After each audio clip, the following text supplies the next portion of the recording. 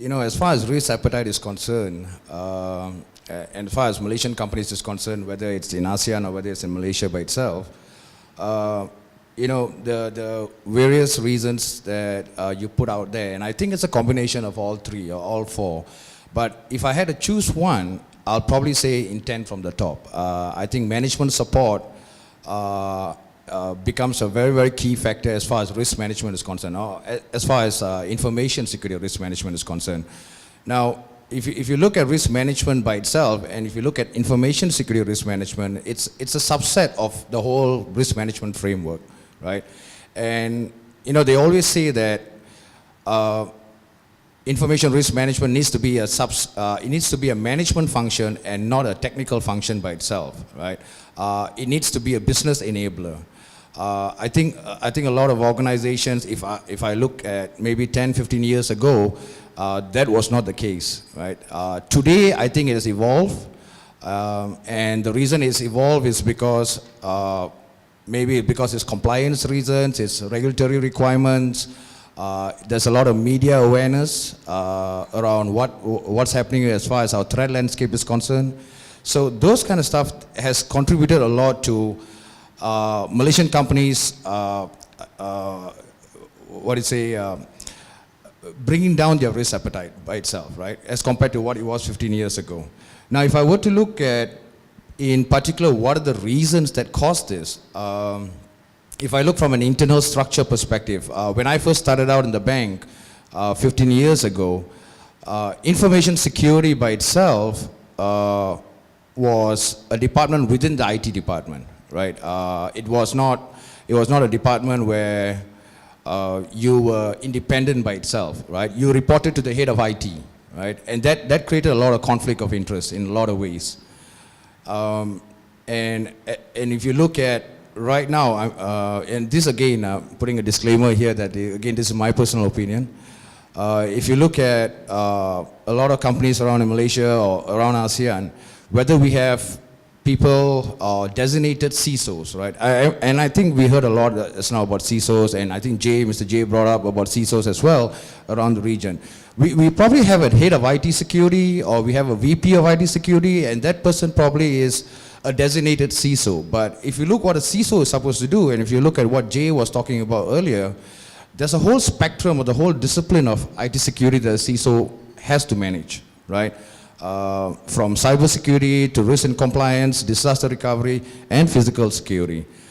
Now, a lot of companies, from what I've seen, for example, like physical security, comes under a different department, right? It comes under the facilities department, or it comes under an admin department, or something like that. It's not all rolled into one, right? So a CISO's responsibility covers all that. So I'm not sure whether there's a lot of CISO designated person in a lot of Malaysian companies today, right? If I take another reason, if I look at another part of risk appetite, as far as risk management is concerned, I will look at budgets. A lot of companies today, and it's just not Asian countries, Asian companies, right? It's also MNCs as well. Information security budget tends to come from a portion of the IT budget. We don't have like a dedicated security budget, right? It probably right now has increased because of the threat landscape that we are in today, but and it needs to move forward that way. But we should, I think, a lot of companies need to look at, let's have a dedicated information security budget rather than just taking a portion of the IT budget and saying, hey, use this and let's implement security, right? In my experience, risk management has taken a different dimension altogether nowadays. Rather than just being a stop for everything, now we are more business partners. We are adding values to the business.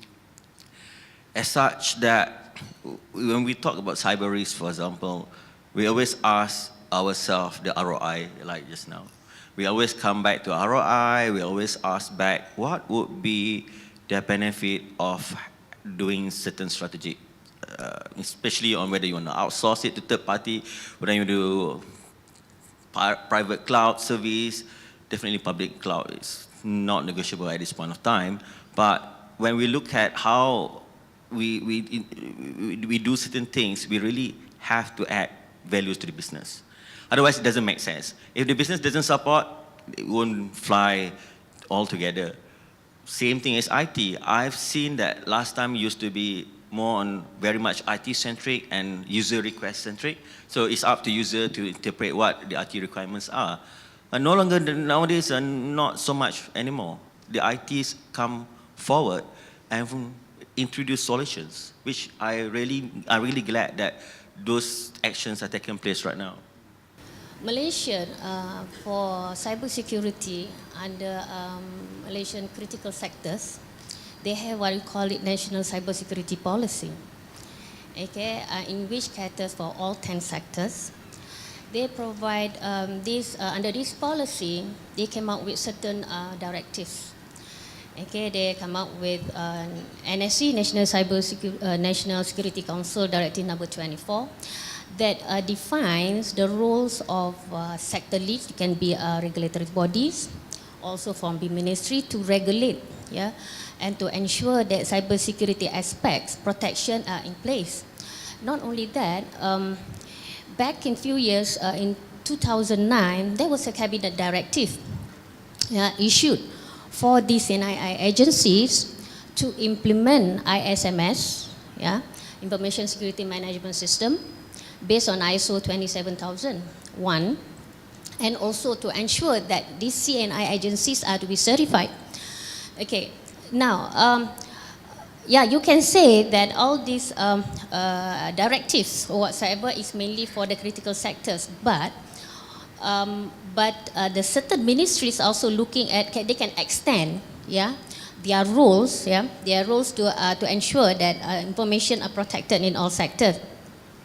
What I can see also that government, they are through Mampu, because CSM have been working very closely with Mampu, okay, to ensure, okay, they just came out with they call it what do you call it, protection framework, actually, framework, public sector cybersecurity framework, you know, that look into the several phases, yeah, to ensure that it be done, it can be implemented in organization to protect, detect, respond, recover, acquire, audit, and enforce cybersecurity components that are required in organization. What I can say is that they say that most organizations, they have high risk appetite.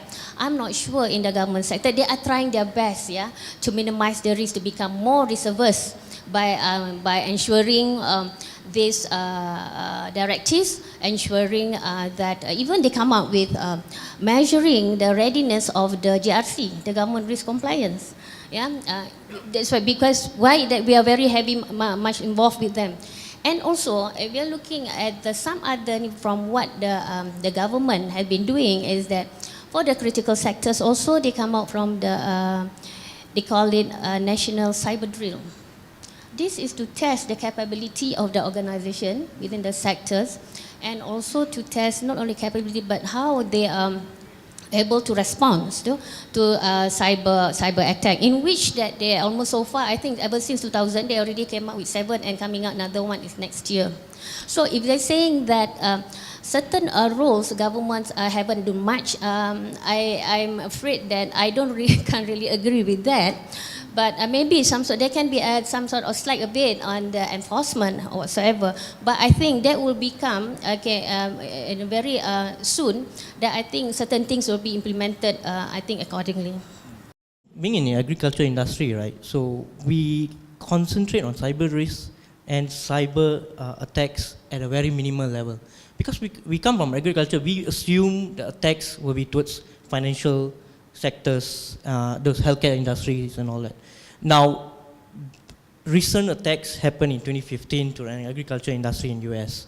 So that actually enlightened our board of directors. So they started talking to us and they started telling us, so where are we? Did we do any penetration tests? Did we do any vulnerability tests? And we answered to them, yes, we did, but we don't have a particular person to actually look into it. So one of the key factors that I feel that we are lacking is talent. Having the right person to actually look into risk. Therefore, risk management, particularly to look into cyber risk, was created. That's the reason why I'm here, actually. Now, another few factors that we feel that is lacking is budget, which is not highlighted in the top level management. Now, why do I say budget is because most of these firewalls or vulnerability tests require certain amount of budget, where Dr. Dolly earlier mentioned that she had issues with her budget. And I also agree with her because we too had the similar issues while we are presenting to the board. Now, the third thing that I would say is something we are lacking of technology. Certain technologies is available in Malaysia, and certain technologies are not available in Malaysia yet. So we believe the exploration of technology is still lacking over here, right? And lastly will be the approval from the board. Yes, that is something that we need to work on it. One of the things when I first started out my career as well, in a bank, where the bank outsourced their whole IT and IT security function to a third-party service provider. Now, there are certain benefits to outsourcing it. As far as technology is concerned, it's good. Because the third-party provider can provide you with better technology. They can provide you with better resources, or at least leverage resources. Depending on the third party itself, you can have a cohesive support around the world, depending how far their reach is, that third party is, right? So there's a lot of sharing of knowledge and sharing of technology among the third parties. So in that situation, I think it's good. But and I've seen the trend where companies have outsourced to third parties and are now bringing back in-source as well. And I take it personally, right now for AIG as well, we were engaging quite a number of third parties as far as our security is concerned, whether it's SOC or threat intelligence and those kind of stuff. But we saw a trend that it is so much more easier to control when it's brought back in-house. We can manage it well. We have our own policies, and we can dictate what we want to do. And that's one of the things that decided. And over the time, we noticed that from a cost perspective, it was also much cheaper to do it in-house, because over the years when we outsourced it, we realized the cost didn't actually come down, it actually went up. So when we did the analysis, right? And so now we're starting to bring it back in-house. And for that, I think the board of directors, the management was a little bit more receptive to it, because we are not leaving our risk at a third party. We are managing it on our own, and to do that, you need to ensure that you have the right skill sets as well. You have the right people there. You have the right processes in place, right? You have the right tools in place, and all that needs to be in place before we can actually in-source it back, right? So. It depends on an organization. Some organization, if there's a SMB organization, they might say yes, we might want to outsource it to a third party, from a cost perspective. But for large organizations, I've noticed that they tend to bring it in-house.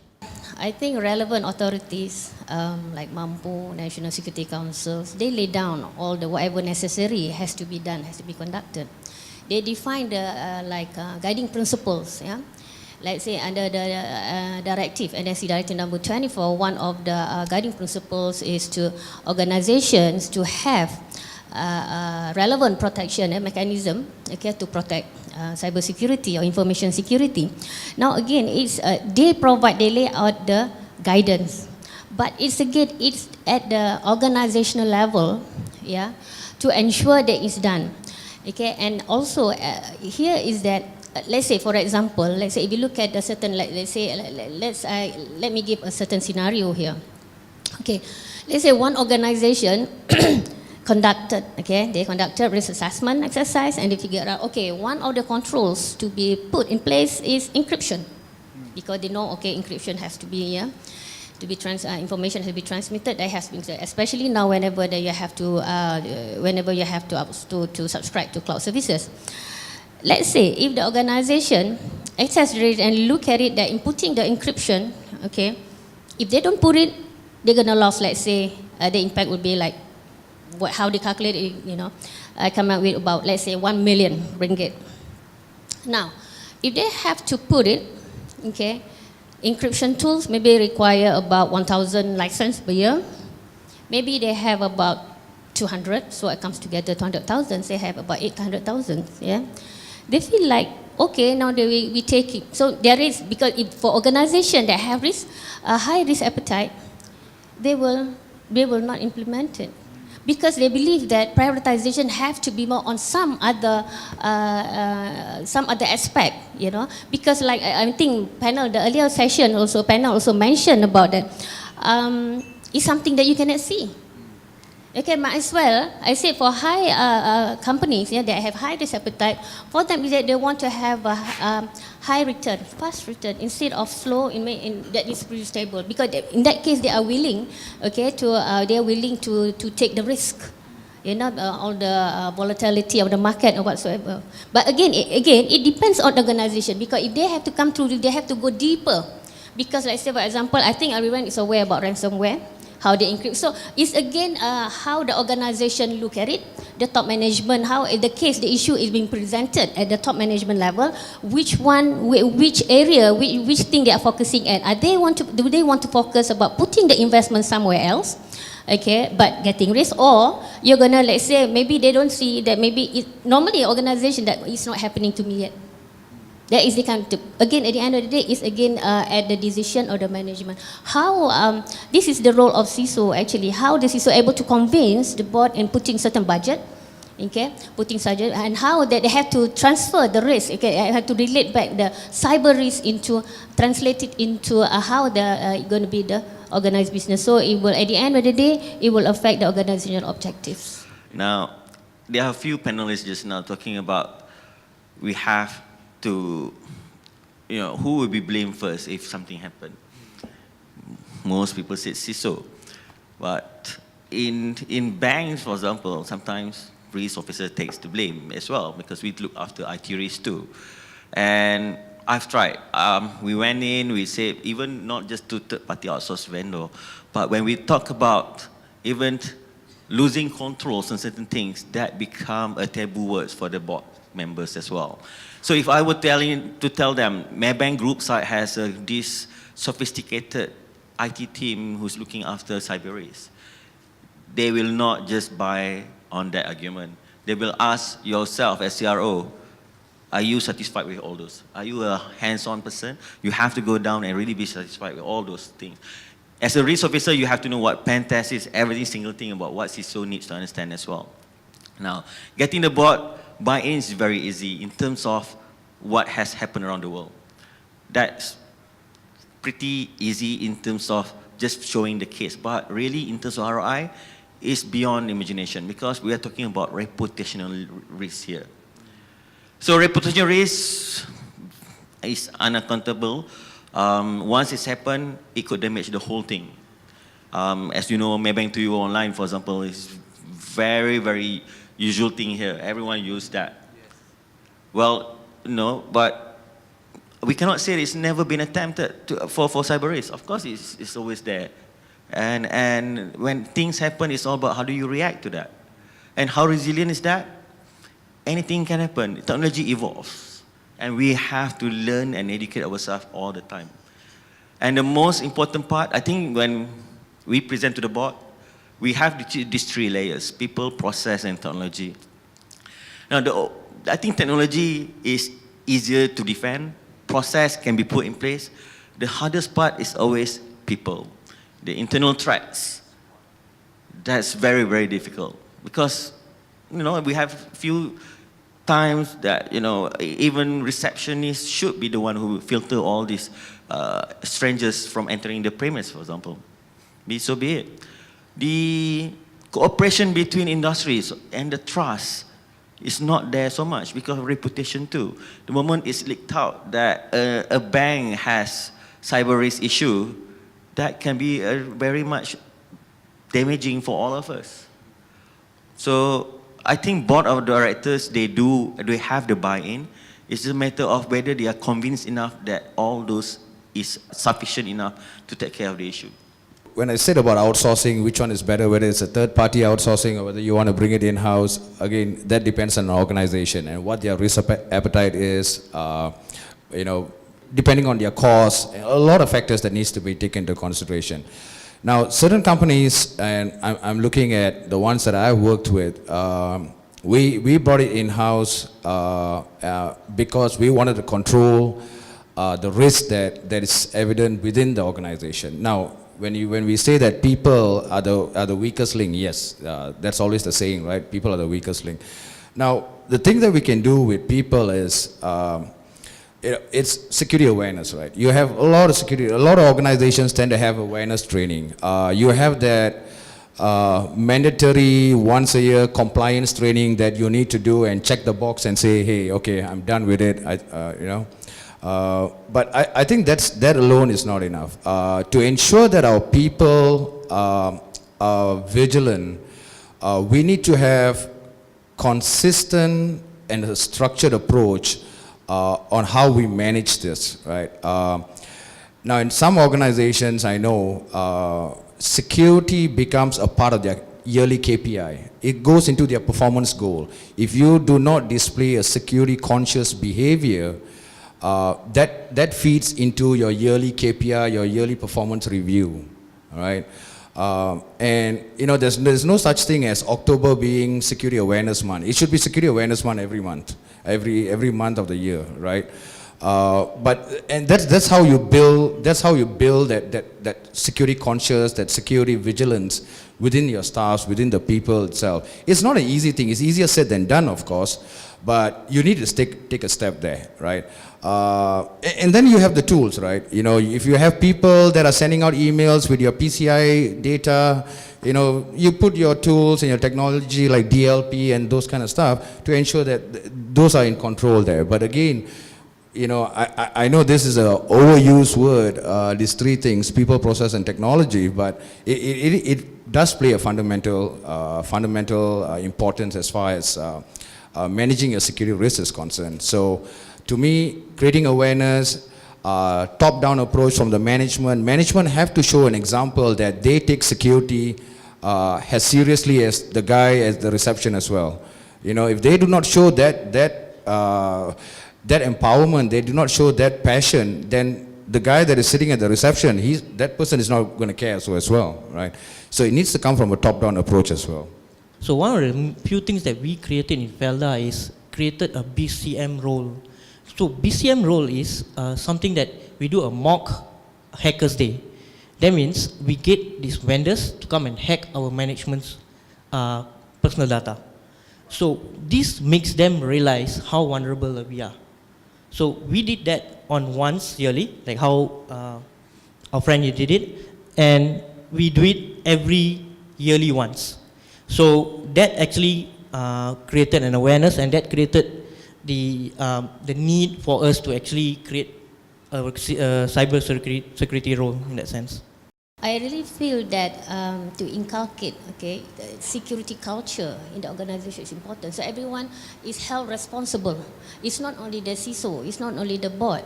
It's also at the level of everyone. Even just now we mentioned about receptionists. They know the rules. They know that let's say they have to answer the phone calls. They should know. Let's say if they want to speak to someone, getting certain numbers like confidentiality whatsoever. They know from there they can curb it right because they are aware about it. And some practices in the organization also have to be embedded, as part of the security culture. Let's say if organizations wants to, get certain business projects whatsoever, you have to do like security. How will the information later on be affected in the organization? And also, let's say if organization feels that they want to subscribe to cloud services, whether relevant risk assessment has been conducted, and whether everyone is involved. I mean, everyone is aware. It's not only by CISO have to direct. Now you have to do it, but everyone in the organization has to be aware. If they have to move to that, so what kind of risk they need to do? Risk assessment. They need to understand what kind of risk they need to. What are the security controls that have to be in place to ensure that it meets the objective of outsourcing to another data center whatsoever.